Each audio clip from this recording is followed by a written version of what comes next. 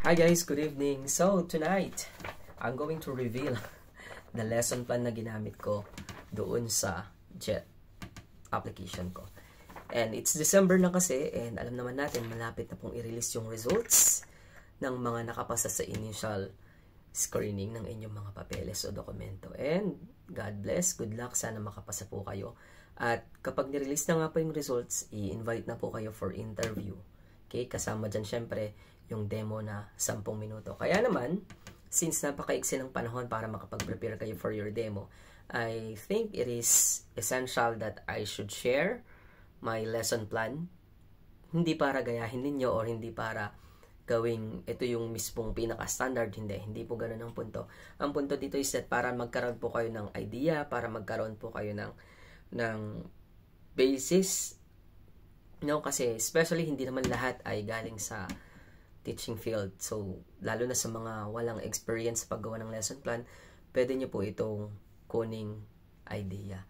Honestly, itong lesson plan na ginamit natin ay pattern din naman sa format ng DepEd lesson plan. Yung topic nga ring pinili ko dito ay actually mula din sa aking demo noong second classroom observation. Medyo tinong down lang natin. Ibig sabihin, pinasimple po natin. May nag-chat din sa akin, ano daw ang pwede niyang topic kung hindi siya galing sa DepEd. Siguro, I would suggest yung parts of speech.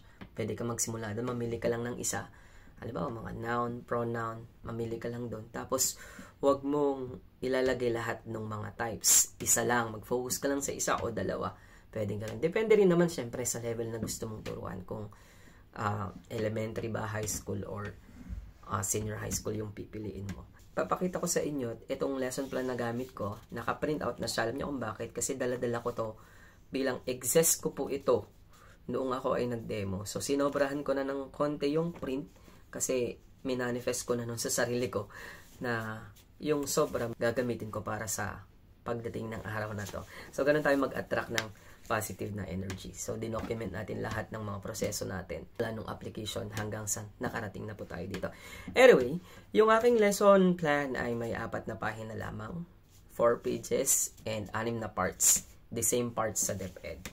So, kung makikita ninyo yung pinakaharap niyan, andyan nakalagay sa taas, daily lesson plan. Bakit ko nilagyan ng daily? Para ibigyan ko ng hint yung panel na ito ay good for 1 day period.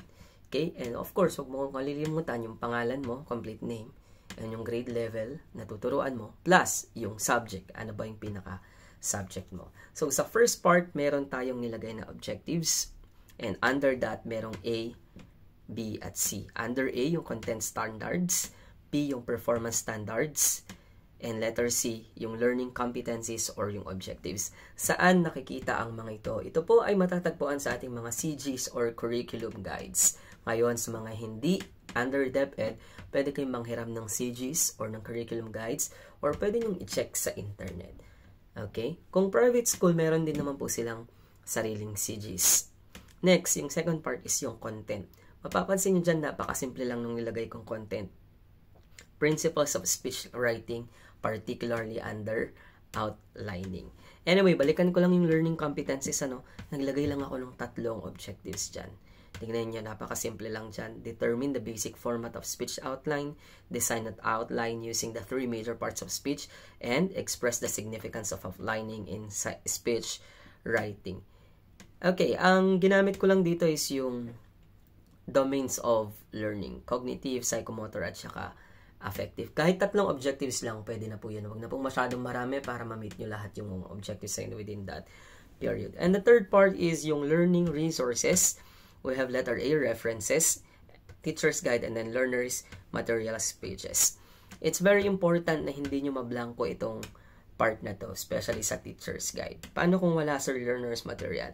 Okay lang na wag nyo nang lagyan siguro doon. Pero sa teacher's guide, magandang magkaroon kahit papano ng reference para naman masabi at the end of the panel na ikaw ay hindi lang nagbabase sa kuro-kuro o idea mo, bagkus yung ituturo mo ay may reference or resources. And then procedures lang.